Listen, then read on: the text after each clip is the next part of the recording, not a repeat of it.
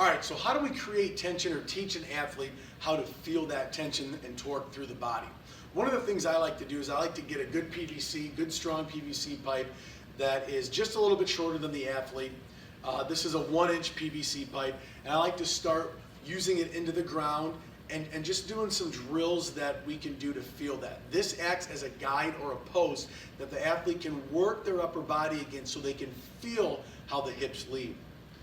So if we get them set into a good position, I like to take the front foot 45-degree angle. Cues that I use for right-handed hitters are front foot points to where second baseman would play. For left-handed hitters, I say front foot points to where shortstop would play. So we get set in a good position, making sure our butt is kind of behind our heels there. We're in a nice hip hinge position. Maybe even do a little bit of a pelvic tilt.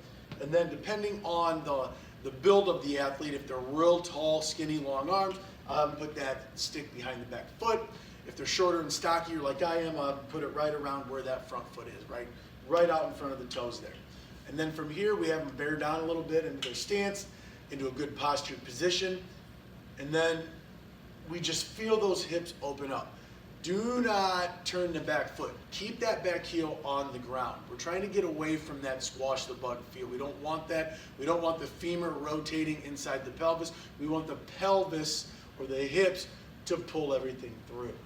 So if you have to break it down and teach them that move first, you may have to do that. But the idea here is to feel the hips opening up and then some tension created. And if they do it right, they'll feel a lot of tension through that midsection.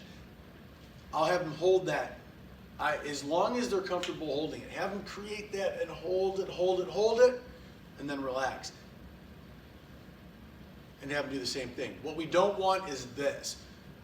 This is bad. We do not want this to move. Stick that in the ground, push it down, and have them hold and work against it. And if they get really good at it, you'll start to see that stick bend a little bit in the middle. And that's actually a good sign.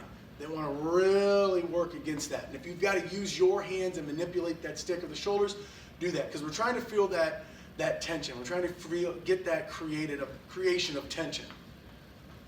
From the front, we're trying to work it through the same way. So that's one of the first things that we do to help the athletes feel how tension is created.